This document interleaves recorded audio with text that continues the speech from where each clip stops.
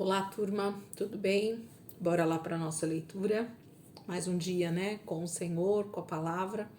Vamos seguir. Hoje, dia 2 de novembro, um feriado, sábado, né? Final de semana aí, abençoado, para a gente ficar um pouquinho mais tranquilos, né? E ter mais tempo com o Senhor. Hoje nós vamos ler Marcos, capítulo 11 e João, capítulo 12, tá? Então, hoje a gente vai ler dois capítulos, Marcos 11 e João 12. Marcos 11 diz assim: Quando se aproximaram de Jerusalém e chegaram a Betfagé e Betânia, perto do Monte das Oliveiras, Jesus enviou 2 de seus discípulos, dizendo-lhes: Vão ao povoado que está diante de vocês. Logo que entrarem, encontrarão um jumentinho amarrado, no qual ninguém jamais montou. Desamarrem-no e tragam-no aqui. Se alguém perguntar: Por que você está fazendo isso? Digam-lhe: O Senhor precisa dele e logo o devolverá. Eles foram e encontraram um jumentinho na rua, amarrado e um portão. Enquanto desamarravam, alguns dos que ali estavam lhe perguntaram: O que vocês estão fazendo desamarrando esse jumentinho? E os discípulos responderam como Jesus lhes tinha dito, e eles os deixaram ir. Trouxeram o jumentinho a Jesus, puseram sobre ele os seus mantos, e Jesus montou. Muitos estenderam seus mantos pelo caminho, outros espalharam ramos que haviam cortado nos campos. Os que iam adiante dele e os que o seguiam gritavam: Hosana! Bendito é o que vem em nome do Senhor. Bendito é o reino vindouro de nosso pai Davi. Hosana nas alturas. Jesus entrou em Jerusalém e dirigiu-se ao templo. Observou tudo à sua volta e, como já era tarde, foi para Betânia com os 12. No dia seguinte, quando estavam saindo de Betânia, Jesus teve fome. Vendo à distância uma figueira com folhas, foi ver se encontraria nela algum fruto. Aproximando-se dela, nada encontrou, a não ser folhas, porque não era tempo de figos. Então lhe disse: Ninguém mais coma de seu fruto. E os seus discípulos ouviram-no dizer isso. Chegando a Jerusalém, Jesus entrou no templo e ali começou a expulsar os que estavam comprando e vendendo. Derrubou as mesas dos cambistas e as cadeiras dos que vendiam pombas e não permitia que ninguém carregasse mercadorias pelo templo. E ele os ensinava dizendo: Não está escrito: A minha casa será chamada casa de oração para todos os povos? Mas vocês fizeram dela um covil de ladrões. Os chefes dos sacerdotes e os mestres da lei ouviram essas palavras e começaram a procurar uma forma de matá-lo, pois o temiam, visto que toda a multidão estava maravilhada com o seu ensino. Ao cair da tarde, eles saíram da cidade. De manhã, ao passarem, viram a figueira seca desde as raízes. Pedro lembrou-se e disse a Jesus: Mestre, vê, a figueira que amaldiçoaste secou. Respondeu Jesus: Tenha fé em Deus. Eu asseguro que se alguém disser a este monte: Levante-se e atire-se no mar, e não duvidar em seu coração, mas crer que acontecerá o que diz, assim lhe será feito. Portanto, eu digo: tudo o que vocês pedirem em oração, creiam que já o receberam, e assim sucederá. E quando estiverem orando, se tiverem alguma coisa contra alguém, perdoem-no, para que também o Pai Celestial perdoe os seus pecados. Mas se vocês não perdoarem, também o seu Pai que está nos céus não perdoará os seus pecados. Chegaram novamente a Jerusalém e, quando Jesus estava passando pelo templo, aproximaram-se dele os chefes dos sacerdotes, os mestres da lei e os líderes religiosos e lhe perguntaram: Com que autoridade estás fazendo estas coisas? Quem te deu autoridade para fazê-las? Respondeu Jesus: Eu farei uma pergunta. Respondam-me e eu direi com que autoridade estou fazendo estas coisas. O batismo de João era do céu ou dos homens? Digam-me. E eles discutiam entre si, dizendo: Se dissermos dos céus, ele perguntará: Então por que vocês não creram nele? Mas se dissermos dos homens, eles temiam o povo, pois todos realmente consideravam João um profeta. E eles responderam a Jesus: Não sabemos. E disse então Jesus: Tampouco direi com que autoridade estou fazendo estas coisas.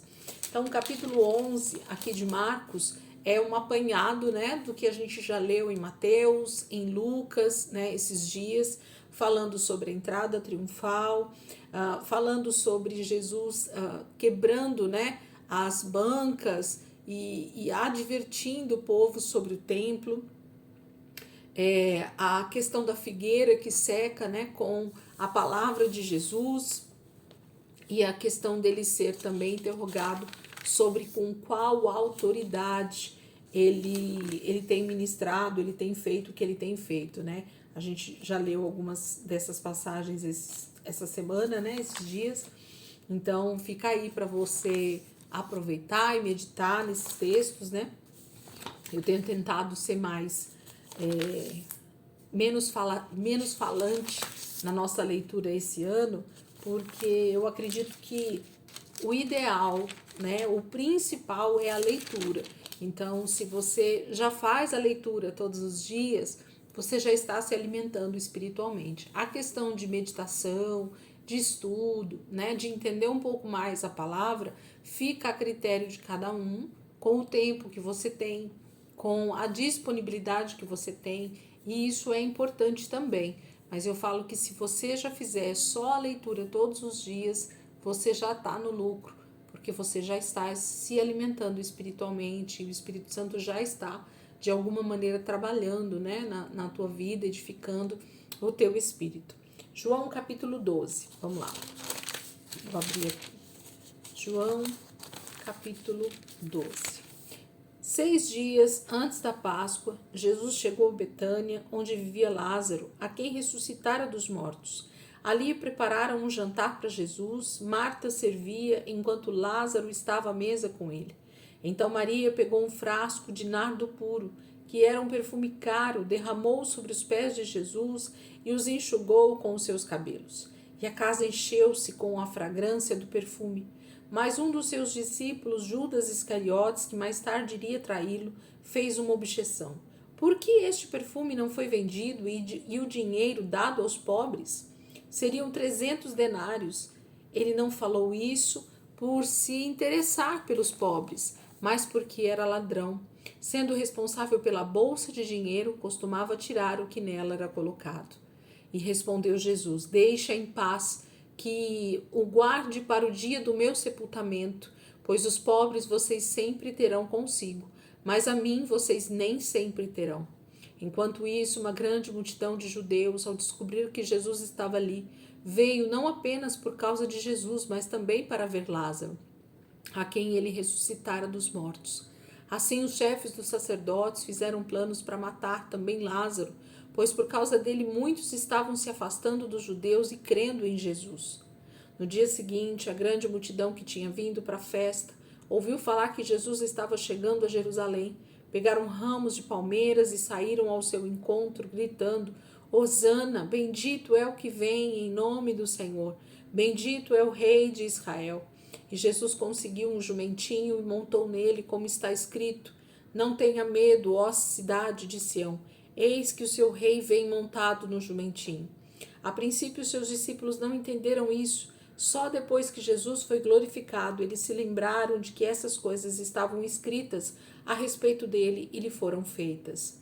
A multidão que estava com ele, quando mandara Lázaro sair do sepulcro e o ressuscitara dos mortos, continuou a espalhar o fato.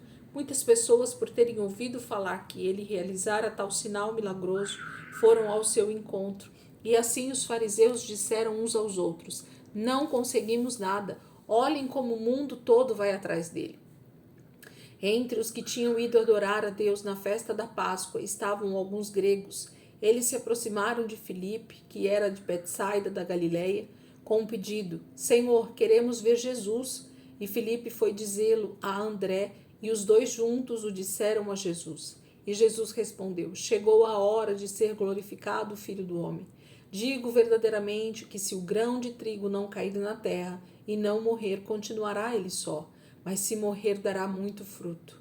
Aquele que ama a sua vida a perderá, ao passo que aquele que odeia a sua vida neste mundo a conservará para a vida eterna. Quem me serve precisa seguir-me, e onde estou, meu servo também estará. Aquele que me serve, meu Pai o honrará. Agora meu coração está perturbado, E o que direi? Pai, salva-me desta hora. Perdão, Pai, salva-me desta hora? Não, eu vim exatamente para isto, para esta hora. Pai, glorifica o teu nome. Então veio uma voz dos céus, eu já o glorifiquei e o glorificarei novamente. A multidão que ali estava e ouviu disse que tinha trovejado, outros disseram que um anjo lhe tinha falado. E Jesus disse: esta voz veio por causa de vocês e não por minha causa. Chegou a hora de ser julgado este mundo, agora será expulso o príncipe deste mundo. Mas eu, quando for levantado da terra, atrairei todos a mim. Ele disse isso para indicar o tipo de morte que haveria de sofrer. E a multidão falou: a lei nos ensina que o Cristo permanecerá para sempre. Como podes dizer, o Filho do Homem precisa ser levantado?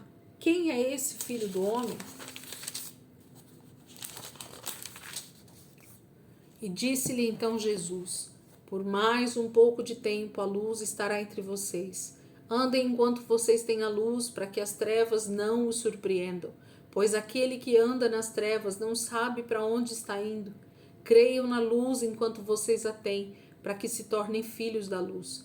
Terminando de falar, Jesus saiu e ocultou-se deles. Mesmo depois que Jesus fez todos aqueles sinais milagrosos, não creram nele. Isso aconteceu para se cumprir a palavra do profeta Isaías, que disse: Senhor, quem creu em nossa mensagem? E a quem foi revelado o braço do Senhor? Por esta razão eles não podiam crer, porque, como disse Isaías em outro lugar, cegou os seus olhos e endureceu-lhes o coração, para que não vejam com os olhos, nem entendam com o coração, nem se converta e eu os cure. Isaías disse isso porque viu a glória de Jesus e falou sobre ele.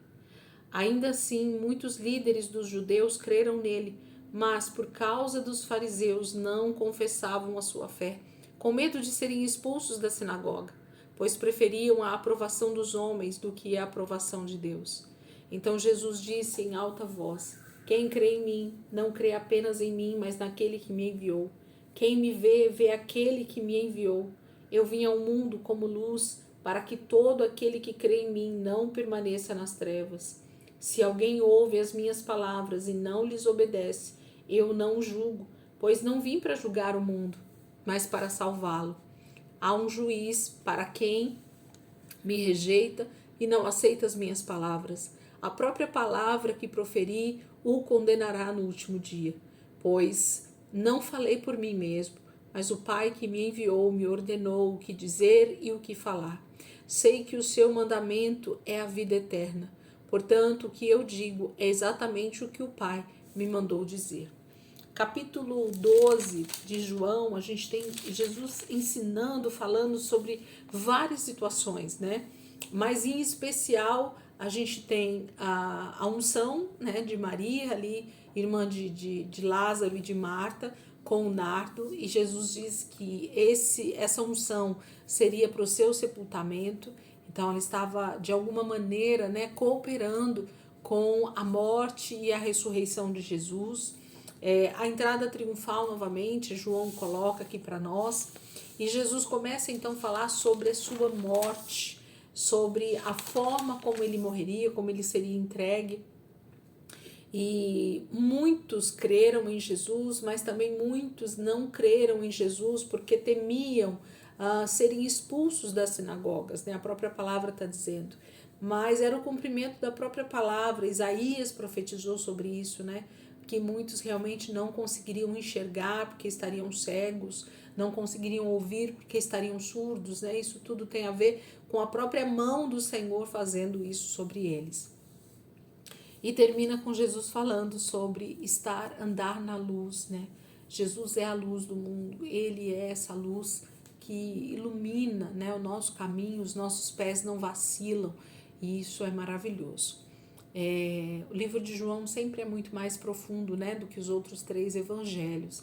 Então, ler João, meditar em João, faz com que a gente tenha ainda mais revelação sobre Jesus, sobre a sua divindade, sobre a sua característica, né, divina mesmo, de como Jesus veio para cumprir todo o propósito que o Pai havia designado para ele. Amém, queridos? que vocês possam aproveitar esse sábado aí, né, desse feriado, para estar com a palavra, com o Senhor, tendo um tempo aí em família. Tenho certeza que o Espírito Santo está pronto, né, para nos ensinar um pouquinho mais nesse sábado, diante dessa palavra tão tremenda, tão maravilhosa. Amém? Deus abençoe. Ótimo dia para vocês. Amanhã a gente volta, continuando aqui nossa leitura. Nós vamos ler Mateus e Marcos e vamos seguir aqui, né? Semana 46, já segunda-feira começando aí tão rapidinho, né? É maravilhoso como a gente vai caminhando e o Senhor vai nos dando graça aqui na leitura. Deus abençoe e até amanhã, se Deus quiser.